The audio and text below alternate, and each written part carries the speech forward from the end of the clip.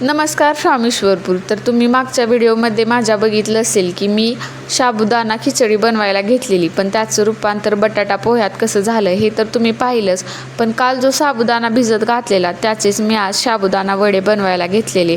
त्याचंच माझं इथं प्रिपरेशन करायचं चालू होतं. त्यासाठी अगोदर मिरची व्यवस्थित बारीक चिरून घेतली, त्यानंतर साबुदाणा घेतला, त्यानंतर त्यात उकडलेले बटाटे चांगले स्मॅश करून घेतले, त्यानंतर मी त्यात शेंगदाण्याचं कूट ॲड केलं. आणि आता मी हे ईशासाठी बनवत होते, त्यामुळं मिरची आणि मीठ मी नंतर ॲड करणार होते.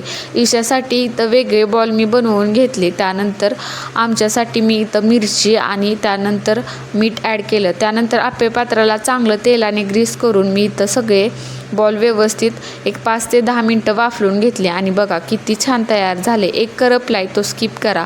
त्यानंतर मला आज कपडे धुवायला खूपच वेळ झालेला, कारण मला दिवसभर टाईमच भेटला नाही. त्यानंतर कपडे वाळत घालायला बाहेर आलते तर सनसेट बघा किती छान दिसत होता. आता हा सनसेट आम्हाला रोज पाहायला भेटत नाही, कारण आम्ही ह्या टाईमला झोपलेलो असतो. त्यानंतर व्यवस्थित माझं आवरून घेतलं, घर पण छान आवरलं. त्यानंतर सायंकाळची देवपूजा केली. चला बाय. आवडलं असेल तर नक्की लाईक करा आणि फॉलो करा.